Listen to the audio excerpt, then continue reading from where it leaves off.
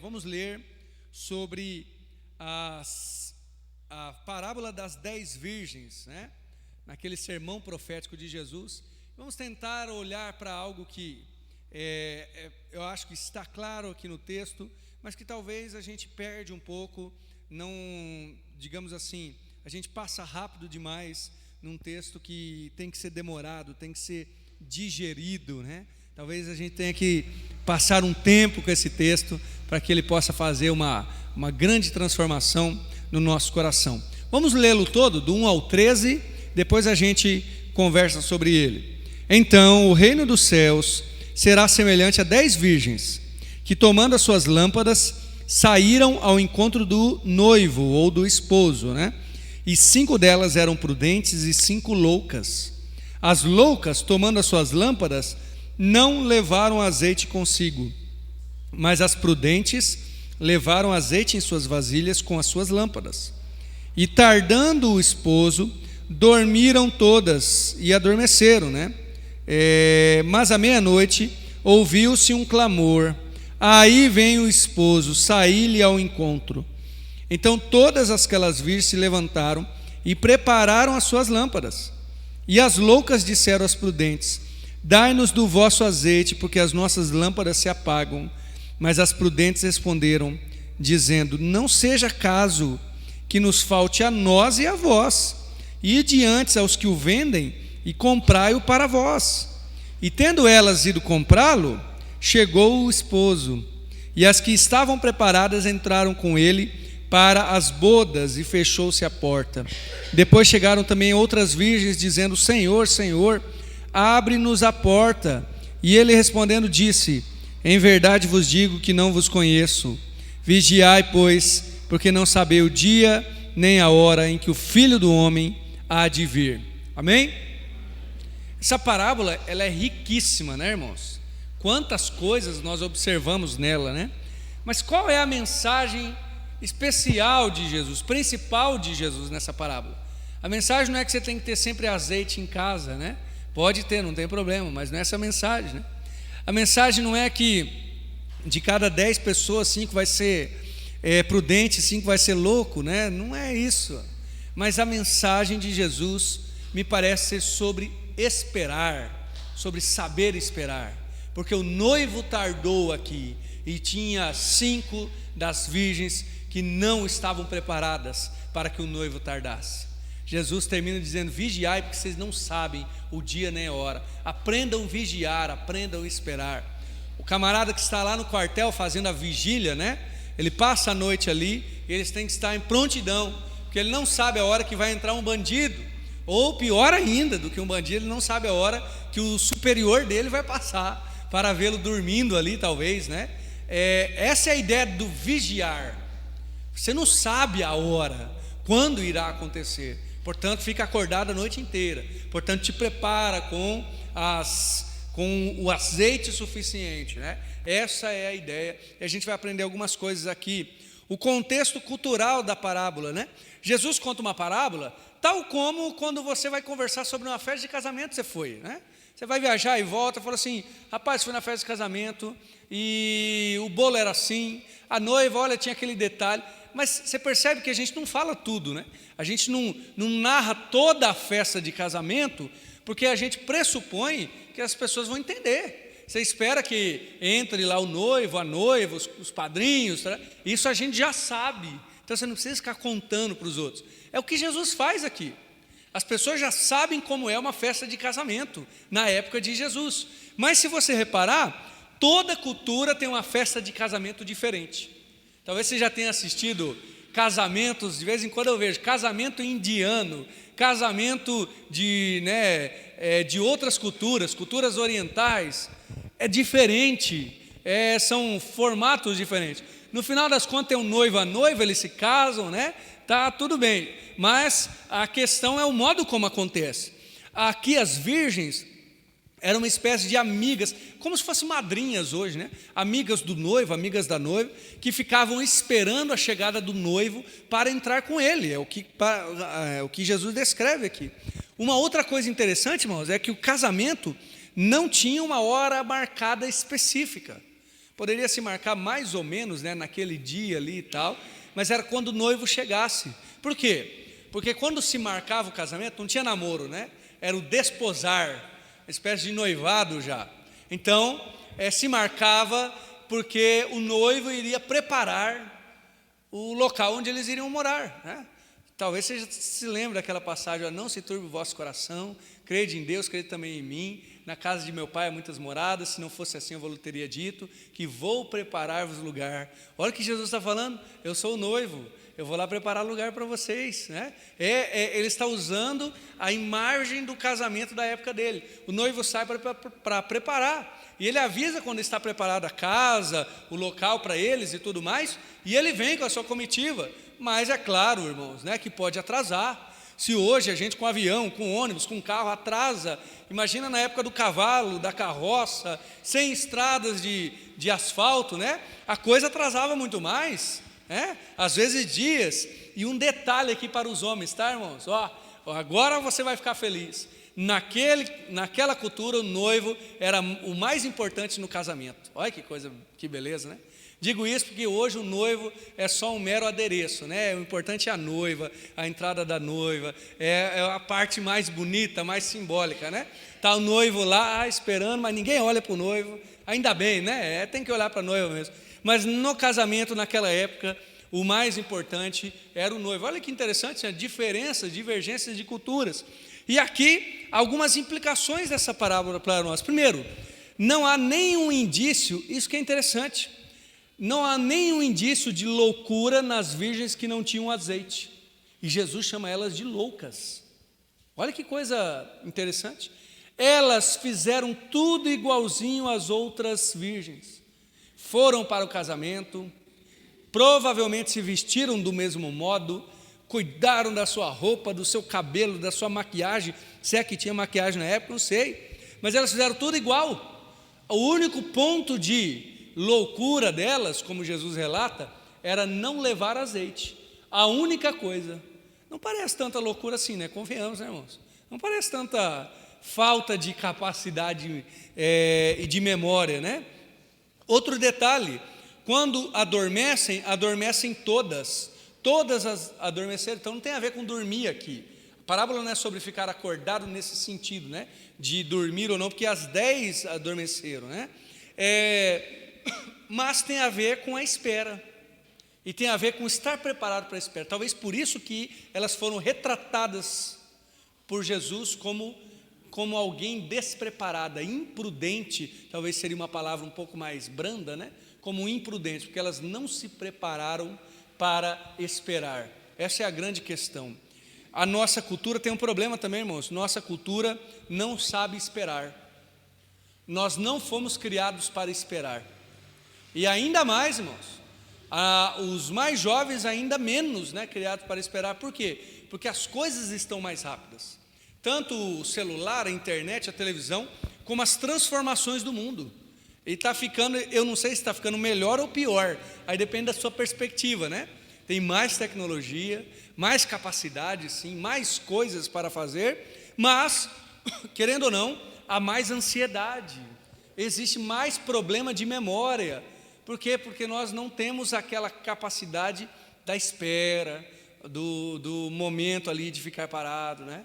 Alguém já disse que antigamente que ia fazer um café, né? Eu sei que muitos irmãos ainda fazem assim, né?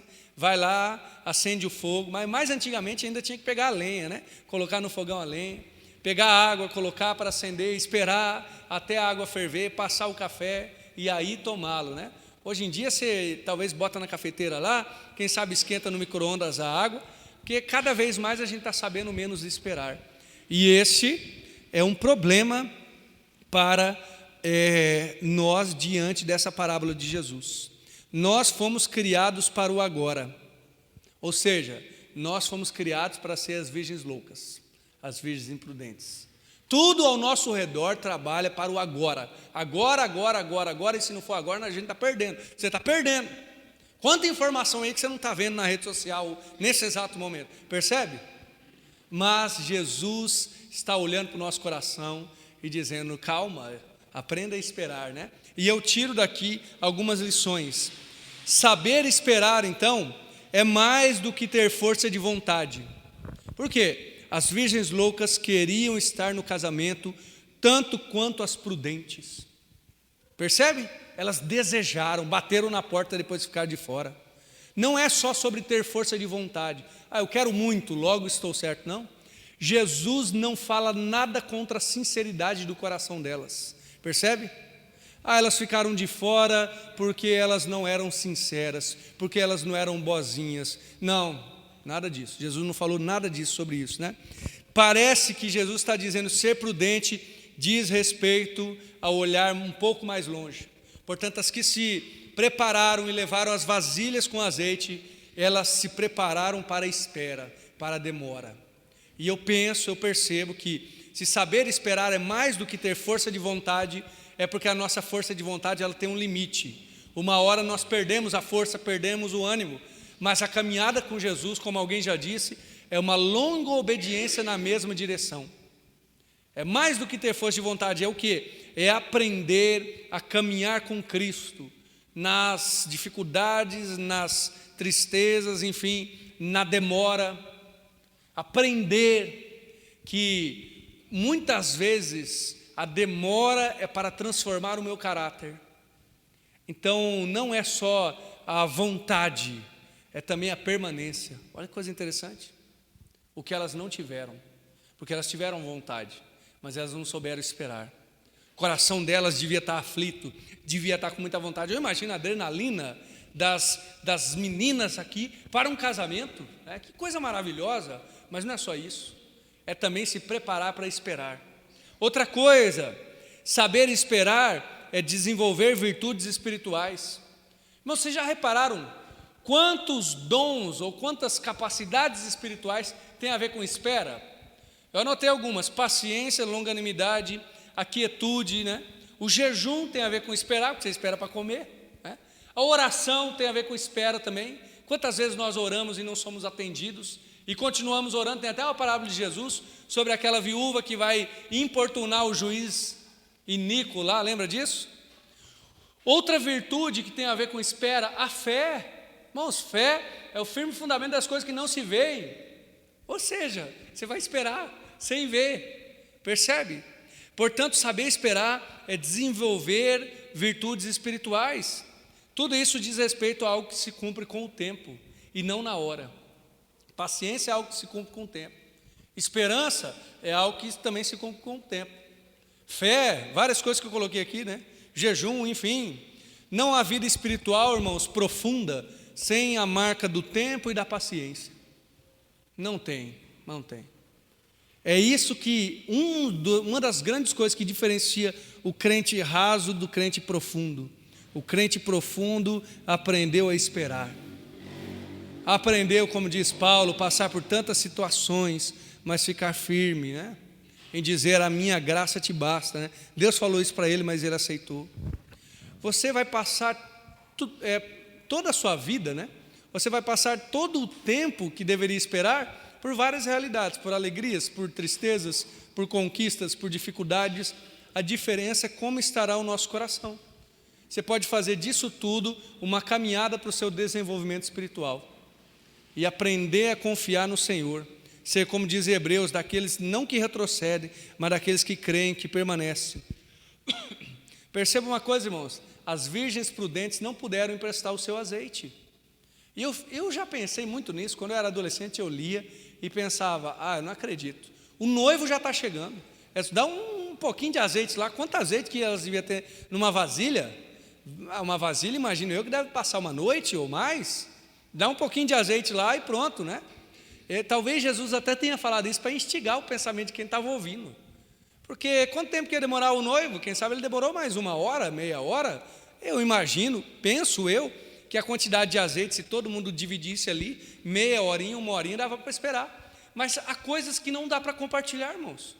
Quando a gente está passando por uma dificuldade, não dá para chegar para alguém e falar assim: ô irmão, empresta sua paciência para mim. Você empresta aí sua paciência? Irmão, empresta sua fé, passa a fé para mim aqui um pouquinho, depois eu te devolvo. Não dá. Tem coisas que eu tenho que ter desenvolvido em mim para que eu aguente, para que eu saiba esperar. Paulo fala para Timóteo: você sofre as aflições como um evangelista. Ou seja, Timóteo, você tem que aprender também. Agora é contigo, como se diz, estou passando a bola. Tem coisas que nós precisamos desenvolver. Outra coisa, irmãos, saber esperar também é colocar a esperança no tempo certo. Você já deve ter ouvido a frase, nós já falamos aqui, a nossa esperança é Jesus. Perdão, né? Já ouvimos, já falamos, mas vamos falar de outro modo e vou fazer uma outra pergunta. Será que Jesus é a nossa esperança? Ou seja, será que em Jesus nós esperamos ou sabemos esperar nele? Porque se Jesus é a nossa esperança, uma das coisas claras nisso é que eu vou saber esperar em Jesus. Porque esperança é algo que não aconteceu ainda, é algo que vai acontecer. É saber esperar, colocar a esperança no tempo certo. Quando da primeira geração dos apóstolos, eles tinham uma firme convicção de que Jesus iria voltar. E aí, já tinham morrido alguns apóstolos e começou a demorar, né? E Pedro, em uma de suas cartas, tem que falar isso. Não sei se você se lembra, mas ele precisa falar isso, de que... Obrigado, irmã. Deus abençoe, viu?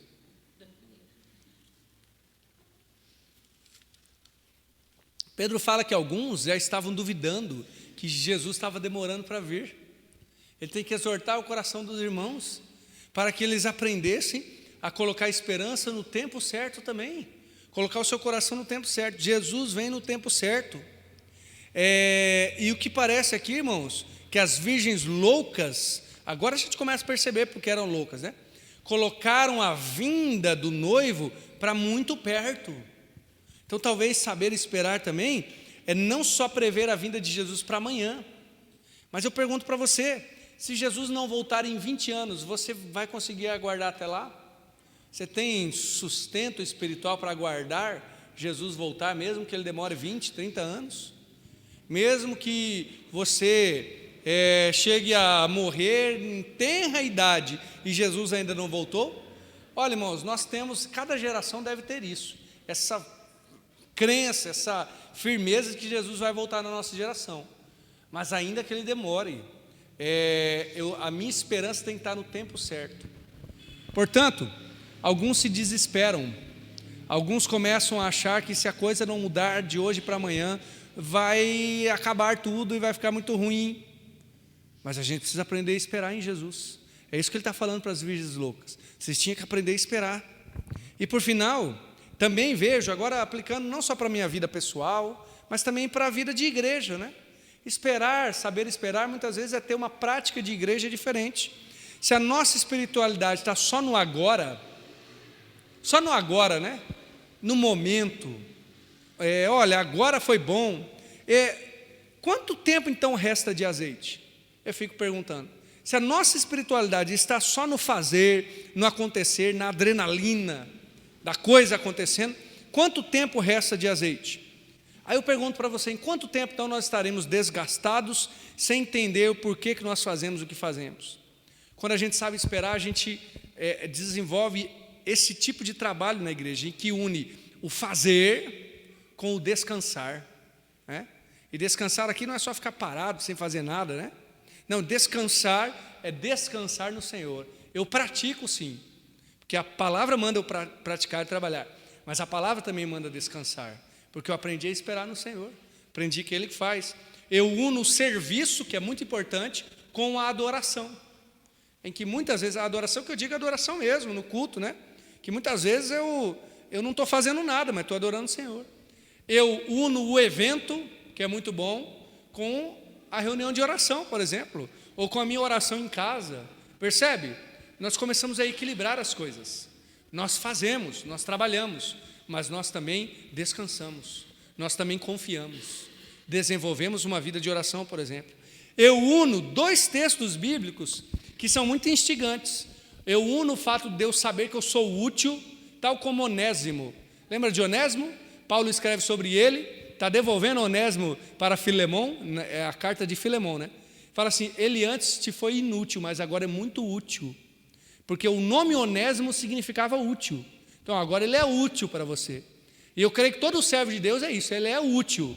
Mas abre lá, Lucas 17:10, coloca na tela para a gente ver. Jesus fala que depois que a gente fizer tudo, o servo fizer tudo certinho, ele tem que se ver de uma determinada maneira.